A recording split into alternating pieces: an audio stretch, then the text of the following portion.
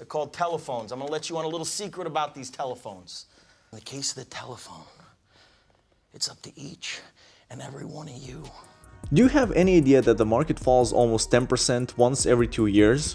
And if you're not ready for the decline, you should not buy the stocks, and the decline is really good sometimes. For instance, if you like a stock at $14, it goes down to $6. That is great for you because you understand the company. You look at the balance sheets, they're doing fine. Then you're expecting to get $22 of it. Imagine $14 to $22 is good, but $6 to $22 is extraordinary. So you should not get out of the market if you're in due to the crash and take advantage of it as much as you can. What's up guys, welcome back to Glory Investing Show.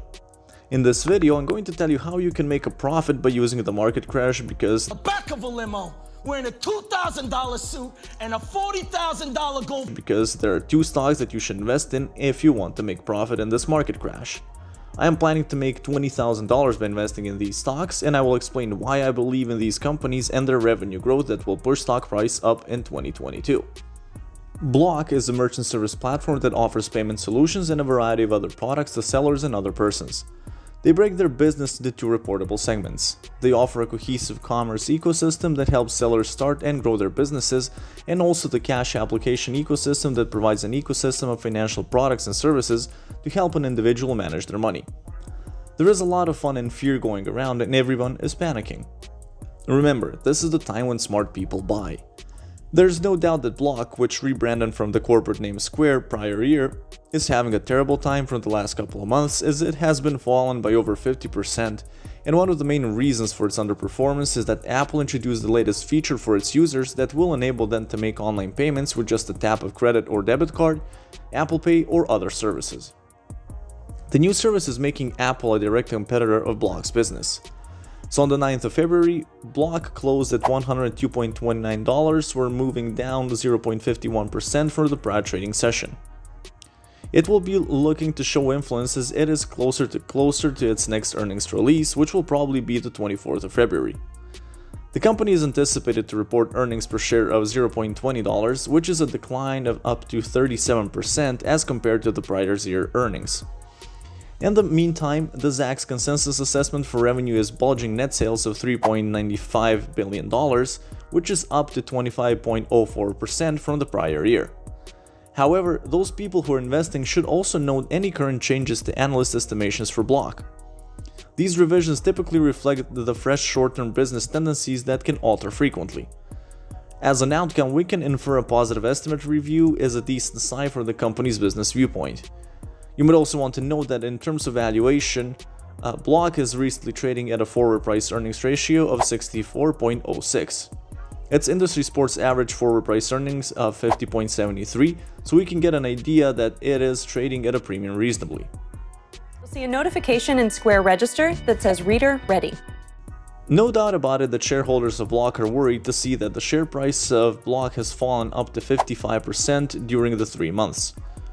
The long-term performance of Block was satisfactory as it had a 609% return over the prior 5 years, so this is instigating investors to ask whether this is a short-term issue or a lasting situation. It has a GP margin of 24.2%, while other technology companies boast a 40% GP margin. Lower GP from Block also means that competitors will need higher investments that they are required to make in order to landscape. Let me tell you that the MP margin of the Block is 3.2%. That is good to see that the company is profitable at this early phase. This profitability of the company gives the trust to the investors that they can create excess value with their business. Fundamental growth has been quite high for Block, while revenue is growing up to 76% during the prior 12 months. There is an anticipation of high growth in the future, but this growth is expected to reduce to some 12% yearly. Here it is worth noting that if we talk about the debt, the company had a debt of around $5.4 billion. The company has a cash reserve of $5.83 billion, so it can manage this situation without any trouble. In a nutshell, Block is a great fintech company and has sufficient resources to grow despite the tough competition. You can get the benefit of the market crash and can invest your money in Block. If I go on a spending spree, recklessly throwing my money around, you won't think twice. Nice. We all know that Shopify is one of the major e-commerce platforms in the world. More and more people are starting their e-commerce stores using Shopify's platform. And despite the massive numbers of already existing users and the increasing popularity of Shopify's e-commerce platform, the company experienced a decline this year. However, I still believe that this stock has the potential to generate thousands of dollars in profit. Yes, there is no secret in it that Shopify has been struggling. The stock has declined 28% from year to date. If we compare it to its all-time high in November prior year, Shop has declined more than 50%. Despite all these facts, let me assure you that you should still buy its stock for your portfolio. First, understand why Shopify is struggling. If the interest rates rise, which analysts anticipate will occur later this year, then growth stock could suffer in the short term. It will make it more problematic for growth stocks to borrow money and grow as fast as they have been over the prior few years. There are also causes specific to Shopify that may have ascribed to its decrease. Wall Street elevated apprehensions about the company's tactics to make vicissitudes its fulfillment network. Wall Street analysts figured that Shopify would need to make heavy investments to make changes. This would swing the company from a very capital-light model to working large distribution centers, which could be a disadvantage in today's financial climate. Shopify eased a few of those doubts when it introduced that the swing to distribution centers should not cause any breaks. Shopify stock has dropped by almost 35% year to date. Furthermore, the stock is down by 48% from its all-time high seen in November. It has been trading at a level of around $885 recently. While we are dropping the price anticipation for Shopify from $1,300 to $1,100 to account for potential headwinds to the company's growth and margins in the short term, we should still remain optimistic on the stock, with the estimation standing at about 25% forward of the current market price. Shopify recently trades at 115 times than the predictable 2022 earning from the company. Shopify impulses of many of the boxes investors should look at it. The company was a massive winner during the years 2019 and 2020. They were selling its danger to eBay and Amazon. Key attainments and enlargements promise more runways for growth. The new and prolonged partnership with Google, Facebook, and TikTok could move the pointer. The software company has huge earnings, and the growth of sales and the customer base of Shopify is the most inspiring of any company in this interplanetary. Shopify stores experienced large traffic. In the second quarter of the year 2021, the traffic of the Shopify stores even surpassed the Amazon market for the very first time in history. This not only speaks to Shopify's competitive aptitude, but it shows investors that the company is continuing to grow even after the lockdown situation.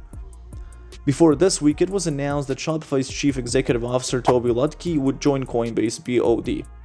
This gives a chance to Shopify to gain exposure into a very significant new part.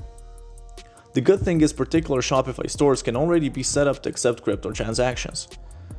If we talk about the estimates of Trefis, Shopify's valuation is at $1,100 per share. However, Shopify appears very cheap at the current market price of $878. This is the time for you to take advantage of this market crash. One of the biggest challenges right now are the logistics nightmares. I'm sure you have heard of the backlog at the ports and the increased freight costs, but it is impacting every industry.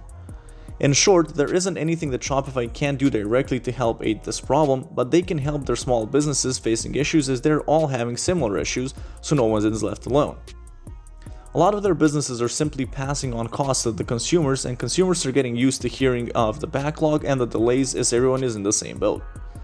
This could impact numbers in the fourth quarter and guidance in 2022, but if some of these logistical issues are solved, we could also see a big beat down the road. So during all logistic issues and entrepreneurs are facing here, let's take our income addict shop for example.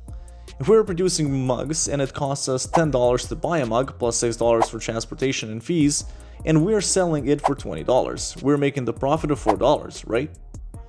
What will happen next, according to increased cost of production or market, we will have A, choice of increasing the price of final product to keep same profit margin, or B, keeping same price of product and cutting our profits, right? This is why stock is going down, and people are afraid that rising costs will cut the revenue in 2022. Longer term, we run into what I will call the Tesla problem. What I mean by that is that long-term growth targets are potentially already priced in.